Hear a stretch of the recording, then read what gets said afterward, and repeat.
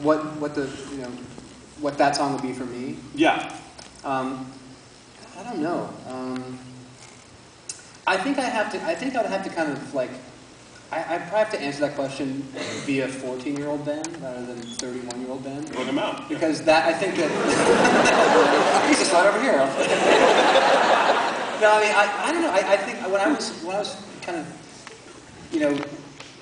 a teenage kid and kind of like starting to get into music, like the Cure's "Pictures of You" was like my anthem when I was a kid. I thought that was just like it's a great song. Yeah, it's a little it's very yeah. I can't believe it didn't get more applause.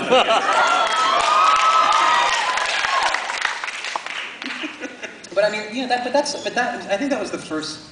I mean, that was the first song like that I kind of gravitated towards, and I've certainly, there are many songs like over the years I've really. Do you wish you could go back to 14-year-old Ben who was listening to Pictures of You over and over in his room and say like it's gonna be all right?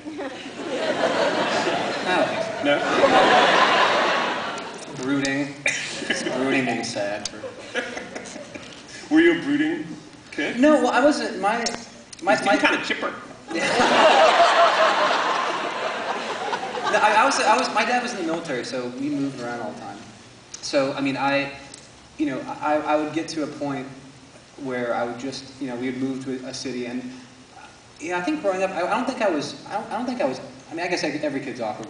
Growing up is awkward, so I feel like I was always, once I started to make friends and kind of get comfortable, it was time to move again. So, I never was in one place longer than like 2 or 3 years, and I feel that maybe that's probably part of the reason that, the lifestyle that I live now with all the touring and traveling kind of, it just feels natural to me because that's where I was brought up. And yet, you seem quite attached to Seattle, Washington. I love Seattle, yeah. I mean, it's like,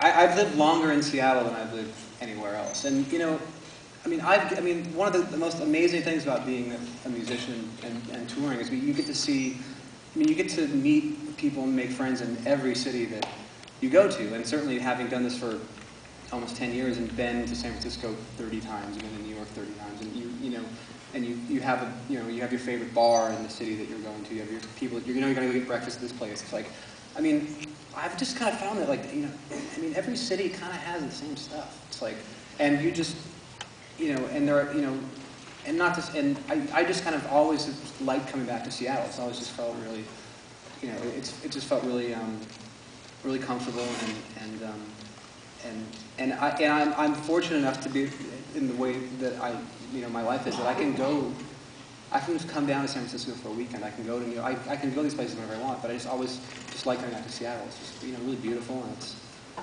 the weather's not that great 8 months out of the year, but that other 4 are amazing. So it makes it worth it. You are broody. I'm seeing now. You're a secret brooder. How was it starting the band in Seattle? Was that a great? Well, we started playing in Bellingham, which was just... Yeah. It's against all odds of towns. Right.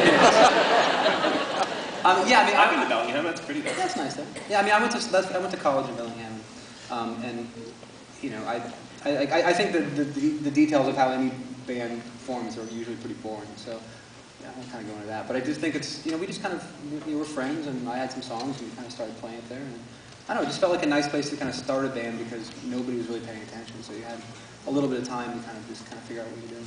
And previously, I learned from the web you were in a band called Revolutionary Hydra.